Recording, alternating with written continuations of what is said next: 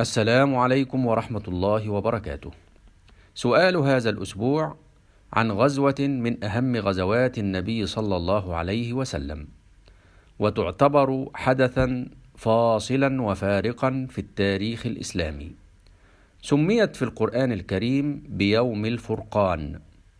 وقعت هذه الغزوة في 17 من شهر رمضان في السنة الثانية للهجرة النبوية الشريفة، وانتصر فيها المسلمون على المشركين من أهل مكة ومن حالفهم، وكان عدد المسلمين 310 رجلا، وعدد المشركين 1000 رجل. وانتهت بانتصار المسلمين، وقتل من المشركين 70 وأسر منهم 70 أيضا. ويعد من شهد هذه الغزوة من الصحابة يعدون من أفضل الصحابة. سميت هذه الغزوة باسم ماء بئر نزل عليه المسلمون. فما اسم هذه الغزوة؟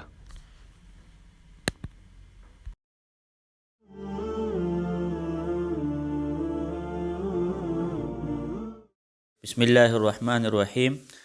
زمونږ نننی سوال د یو غزوې باره کې دی چې د نبی علیه السلام د غزواتو او جنگونو نه یو اهم جنگ دی.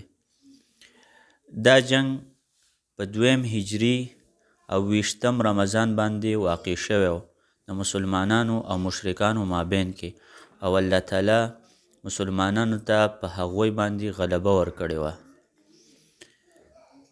په دې جنگ کې د مسلمانانو تعداد 313 کسانو او مشرکان 1000 کسانو، او په دې کې 80 مشرکان قتل کړی شوي او 80 نور بندیان کړی شوي، او کم صحابه چې په دې کې شریک شوي هغوی بهترین صحابه حسابیږي. او د دې نسبت د یو کوی طرف ته شوی دی. دغه کوی نوم دې ته کېښودلی شوی دی د کم خوا کې چې رسول الله او د هغه صحابو پړاو اچولی و. نو د دې غزوې څه نوم دی؟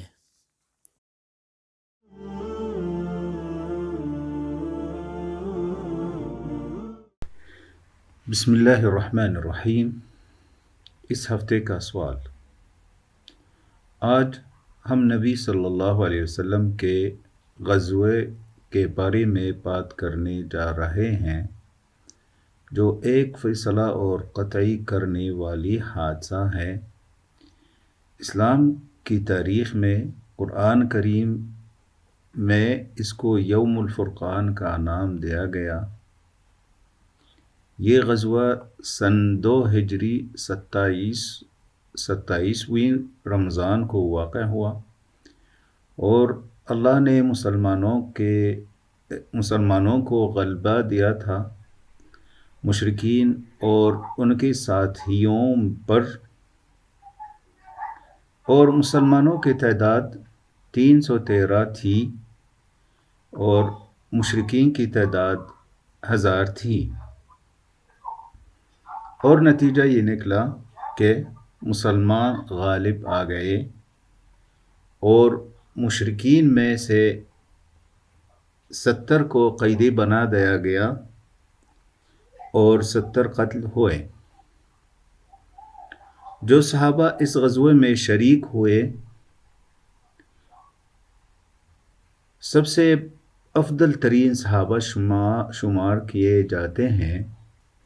اس غزوے کو جو نام دیا گیا ہے وہ ایک کنویں کی طرف منسوب ہے جس کے پاس مسلمان ٹھہرے تھے.